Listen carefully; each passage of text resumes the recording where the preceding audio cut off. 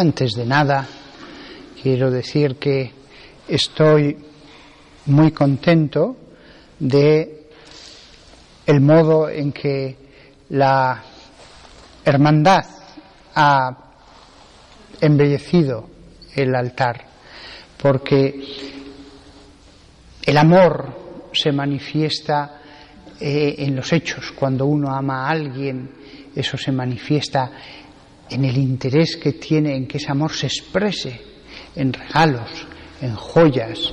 La mujer que ama al marido en comidas especiales, nuevas recetas.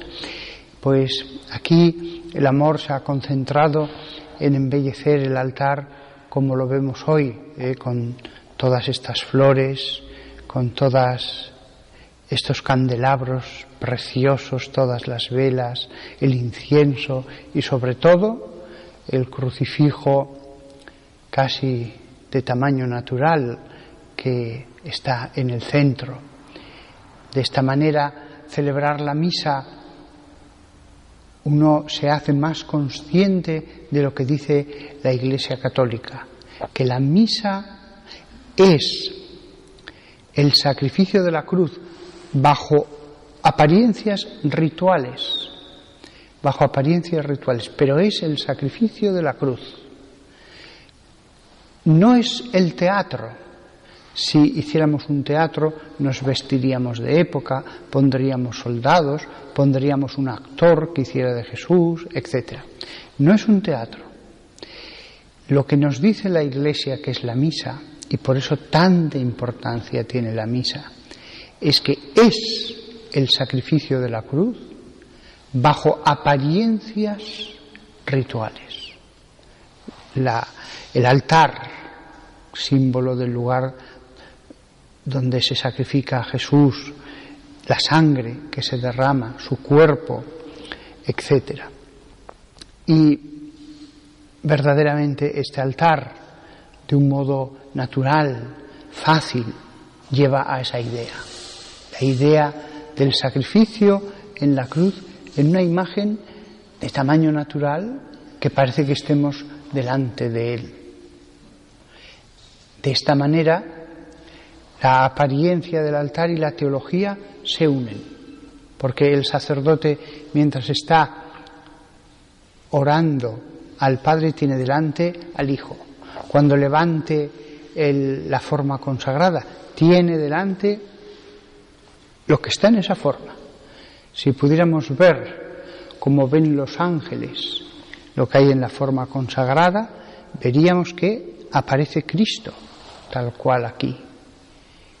Y cuando consagro el cáliz, es como si pusiera el cáliz bajo su llaga y se llenara con su sangre. Entonces, esta es una verdad que, aunque la expresemos en este triduo de un modo visual, más visual imposible, siempre lo tenemos que tener en la mente. ¿Por qué tiene tanta importancia la misa? Porque la misa no es como cualquier otra oración personal que podamos hacer, sino que es verdaderamente la crucifixión de Cristo. La crucifixión y la resurrección.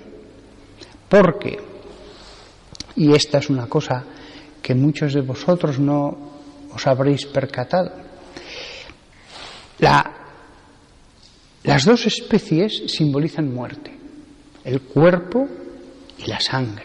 La división de esas dos cosas simboliza muerte. A cualquiera le sacan la sangre, se muere. Por lo tanto, en la división de las dos especies, cuando el sacerdote lo eleva a Dios, al Padre, está representada la muerte de Cristo. Ahora bien, hay un detalle que es el que decía que no os habréis percatado, y es que hay un momento dado en que el sacerdote coge una pequeña partícula de la forma y la echa en el cáliz. Esa parte se llama la commixtio, la mezcla, en medio de oraciones. No solo en medio de oraciones, en el momento que la echa, el ritual manda que el sacerdote en voz bajita diga otra oración más. Y En ese momento, las dos especies se vuelven a unir. Representa la resurrección. Por eso, también dice el ritual que después de eso, que haga genuflexión. Símbolo de los apóstoles que ante Jesús resucitado hacen genuflexión. Por eso la misa es repasar la crucifixión y la resurrección. El Padre Pío repasaba toda la vida de Jesús y especialmente la pasión. Qué maravilloso hubiera sido escuchar un sermón del Padre Pío en que nos explicara cómo pensaba en cada momento qué parte era de su pasión. Hubiera sido apasionante. Por eso el Padre Pío, que se le presenta como ejemplo de un santo celebrando misa, el Padre Pío celebraba la misa que le duraba varias horas. San José María Escrivá de Balaguer, ya sabéis que yo no soy del Opus Dei, pero yo eso se lo he leído a él, que tenía que ponerse un reloj y tenía que luchar contra sí mismo, porque si no en la misa hubiera estado todo el tiempo del mundo. Pero hacía propósito de cada vez menos, hasta que logró dejarlo en un tiempo razonable para la gente. Los santos han vivido la misa de este modo profundísimo. Han vivido la pasión de Cristo y después su resurrección. La mayor parte de la misa, de la gente que viene los domingos, pues lo hace muchas veces por cumplir, lo hace muchas veces diciendo, a ver qué nos dice el sacerdote. A veces yo veo en las parroquias que hay gente que ha venido a misa, pero su espíritu está disperso totalmente. Hay gente que está mirando a todas partes, se despista, ya no digamos nada. Los que tienen un niño a su lado, pues a veces están todo el rato haciéndole tonterías, tal, bla, bla, bla. No se fijan nada en la misa. No la viven. Se la están perdiendo. Está ocurriendo ante ellos este milagro de la fe. También en la época de Jesús había gente que veía a Jesús, pero veía solo al hombre. Por eso Jesús tantas veces le dice a alguno, bienaventurado tú, que has tenido fe. Les hubiera podido decir a muchos en su vida, bienaventurado tú, que has creído que detrás de esta carne mortal está Dios mismo. Pues lo mismo pasa con la misa. También podría decir Jesús, bienaventurado tú, que crees que detrás de esto está la crucifixión, la pasión, todos mis sufrimientos. Ahora mismo, en la lectura que hemos hecho de la palabra de Dios, y yo mismo explicando, en esa vida de Jesús sería Jesús enseñando. Mis palabras están muy lejos de ser tan perfectas, tan profundas como las de Jesús. Sin embargo, toda persona que escucha al sacerdote diciendo Jesús me va a hablar a través de él en algún momento, le escuchará. Siempre podemos escuchar la voz de Jesús a través del predicador. Siempre. Y Jesús nos hablará. Y Jesús, a través de su palabra, nos irá cambiando. Y Jesús después, al comulgar, nos transformará más. No es el número de comuniones lo que transforma a una persona. Es la intensidad del amor. Antes, los primeros cristianos comulgaban, solamente había misa una vez a la semana. Era bastante más larga, duraba varias horas. Era por la noche, después que la gente había trabajado, se reunían y celebraban la misa con tranquilidad. Después, la misa empezó ya a celebrarse también los días de diario, pero eso tardaron siglos hasta que se empezó a hacer. Pero la gente empezó a comulgar menos. Fue una pena, pero lo hicieron por reverencia, lo hicieron porque se consideraban indignos. Era mejor comulgar pocas veces, pero llenos de fervor, preparándose mucho, tratándose de purificar, que no muchas veces despistados, que en cuanto uno se sienta en el banco, la mente se va fuera de Cristo que está dentro de nuestro cuerpo.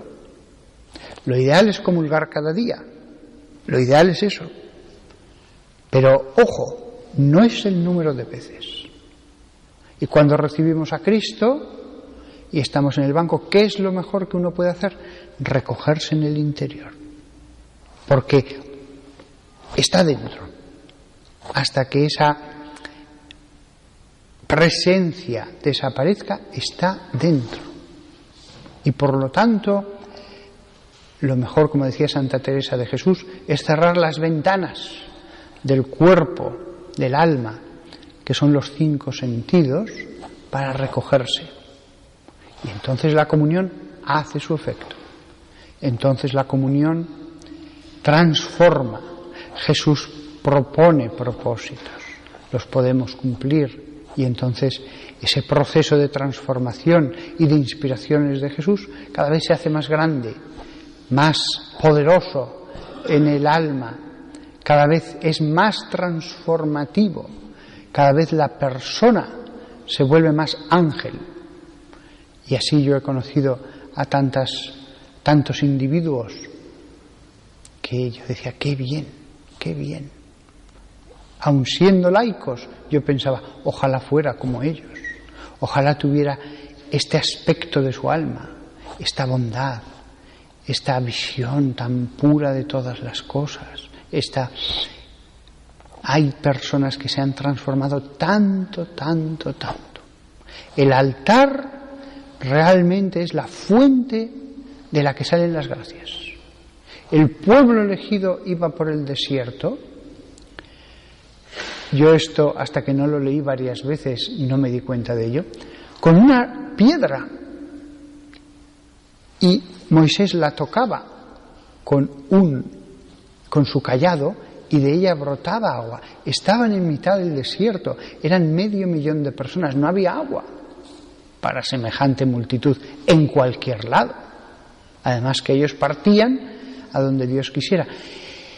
Pero ellos llevaban una piedra. Se me pasó este pequeño detalle hasta que lo leí varias veces. Y esa piedra simboliza la piedra del altar, la piedra que es Cristo. Yo soy la piedra angular. Y Moisés, un simple ser humano, con el cayado, la tocaba y brotaba el agua que saciaba la sed del pueblo elegido. Moisés en ese momento simboliza el sacerdocio y con su cayado, con su sacerdocio, golpea como con la fórmula de la transustanciación y de allí surgen las gracias. Como leía yo hace pocos días, creo que era en el profeta Malaquías, en mi lectura personal, decía que de ese monte de Sión saldrían aguas vivas hacia el mar de Oriente y hacia el mar de Occidente. Saldrían aguas vivas hacia los dos mares. Ese mar de Oriente simboliza el pueblo judío, ese mar de Occidente simboliza los pueblos gentiles. Y la roca la tenemos aquí, en el espíritu. Las cosas espirituales no conocen los problemas del espacio Y por eso Cristo está aquí. El Gólgota, el Calvario, está aquí, en este altar. Cierto que vemos solo lo material, pero en lo espiritual estará aquí. Está ya aquí.